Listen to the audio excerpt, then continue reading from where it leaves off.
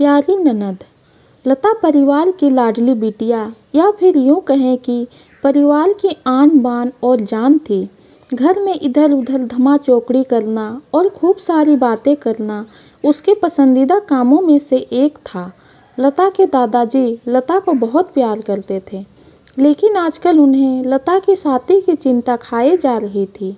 दादाजी अब हर परिवार में लता का ससुराल ढूंढते, लेकिन लता को शादी नाम से ही इतनी चिढ़ थी कि शादी का नाम सुनते ही वह गुस्सा हो जाती।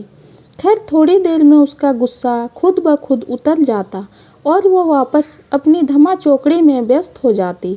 काफ़ी खोजबीन के बाद भी लता के दादाजी को कोई ऐसा परिवार नज़र नहीं आया जहां वे अपनी लाडली बिटिया की शादी कर सके। इसलिए उन्होंने अपने बचपन के दोस्त मगन से इस बारे में राय लेने का निश्चय किया। बस फिर क्या था, वे अपने दोस्त मगन से मिलने निकल पड़े। अगले दिन जब वह स्टेशन पहुंचे तो मगन ने स्टेशन पर ही उसके लिए गाड़ी भेज दी थी। सालों बाद अपने बचपन के दोस्त से मिलने के लिए वे भी बड़े उतावले थे। गाड़ी धीरे धीरे मगन के घर की ओर बढ़ी। बड़ा सा बंगलो के आगे बगीचा, गाड़ियां और नौकर चाकर देख दादाजी का मन खुशी से भर गया। इतने सालों में मगन ने कितनी तरक्की कर ली है, नहीं तो पहले मगन के पास था ही क्या। यही सब सोचते सोचते लता के दादाजी अपने दोस्तों के बंगलो पहुंच ही गए। गाड़ी के हॉर्न की आवाज़ सुनते ही मगन घर के बाहर अपने दोस्त के स्वागत के लिए आ गया। अपने दोस्त को गले लगाकर वे दादाजी को अंदर ले गए। घर अंदर से भी काफ़ी शानदार था। अपने दोस्त की संपन्नता देख लता के दादाजी भी फूले नहीं समाये। चाय नाश्ता के बाद मगन ने अपने दोस्त से आने का खास कारण पूछा। दादाजी ने पोती की शादी के लिए एक अच्छा सा परिवार ढूंढने का काम सौंपते हुए बिटिया का फोटो मगन के हाथों में सौंप दिया। मगन भी अपने बेटे समीर के लिए एक सुयोग्य कन्या की तलाश में थे। तीखे नैन नस्क, चेहरे पर तेज और एक बार में ही किसी को पसंद आने वाली लता बिटिया को फोटो में देखकर ही उन्होंने लता को अपने घर की बहू बनाने का फैसला कर लिया। मगन इतना सोच ही रहे थे कि इतने में उनका बेटा समीर आ गया। समीर ने दादाजी के पैर छुए और हालचाल पूछने के बाद ऑफिस निकल गया। समीर के जाने के बाद मगन ने अपने दोस्त से समीर और लता के संबंध के लिए पेशकश की। लता के दादाजी को लगा जैसे मगन ने उनके मुंह की बात छीन ली हो। प्रसन्नता से विदा लेकर दादाजी अपने घर की ओर निकल गए। समीर को लता बहुत पसंद थी, लेकिन समीर की माँ समीर की शादी अपने से भी बड़े घर में कराना चाहती थी।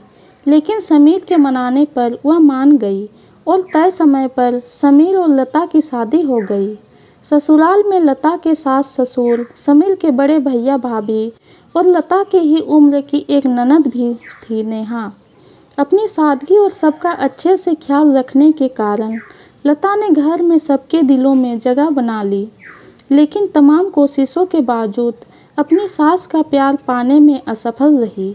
वह लता के हर काम में कुछ न कुछ गलती निकाल ही देती थी। शादी की रात को ही समीर ने लता से साफ साफ कह दिया था कि घर में किसी भी मामले में मैं बिल्कुल नहीं बोलूँगा, ना तो किसी बात पर माँ से बहस करूँगा और ना ही तुम्हारा साथ दूँगा। तुम्हें अपनी समझदारी से ही काम लेना होगा। लेकिन लता की लाख कोशिशों के बावजूद भी सासू माँ के व्यवहार में कोई परिवर्तन नहीं आ रहा था। इसी तरह करीब 1 साल निकल गया। लता और समीर को जुड़वा बेटियां हुई। यह समय लता के लिए अग्नि परीक्षा का समय था। यह दर्द लता के लिए आंसू बन गया था। ससुराल में लता को संभालने वाला कोई नहीं था। समीर और उनके पापा ने लता को अपने मायके भेजने से पहले ही मना कर दिया था।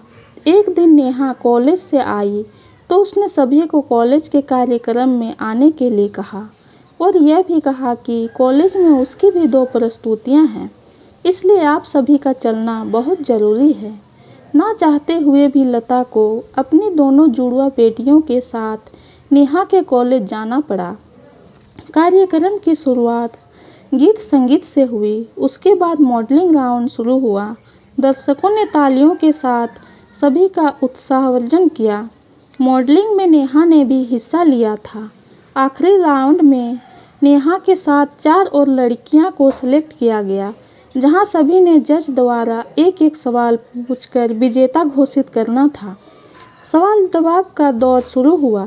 इसी कड़ी में जज साहिबा ने नेहा से सवाल पूछा, अगर घर में तुम्हारी माँ और भाभी में से किसी एक का साथ देना हो तो तुम किसका साथ दोगी?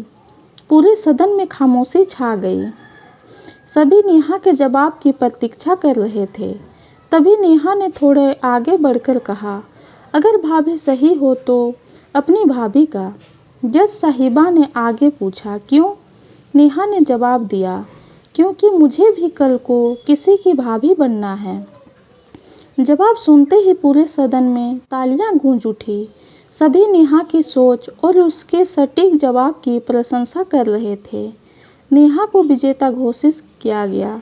पुरस्कार लेने से पहले नेहा ने सभी से कुछ कहने के लिए माइक थामते हुए कहा, हर बेटी अपनी माँ से बहुत प्यार करती है और माँ भी अपनी बेटी के दिल के सबसे करीब होती है।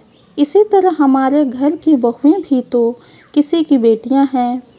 आज हम किसी की बेटियां हैं, कल से किसी की भाभियां और बहुएं बनेंगी।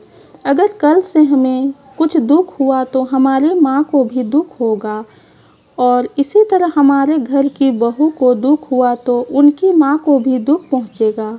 और इस दुनिया में किसी भी इंसान को किसी की भी माँ को दुख पहुँचाने का कोई हक नहीं है। इसलिए हर सास अपनी बहू को अपनी बेटी समझे तो आगे चलकर उनकी बेटी भी खुश रहेगी। नेहा के इतना कहते ही पूरा सदन एक बार फिर तालियों की गड़गड़ाहट से गूंज उठा और लता की सास ने लता को गले से लगा लिया। ये कहानी आपको कैसी लगी कमेंट में ज़रूर बताइए। कहानी पसंद आई हो तो चैनल को लाइक और सब्सक्राइब कीजिए। कहानी सुनने के लिए आपका बहुत बहुत धन्यवाद।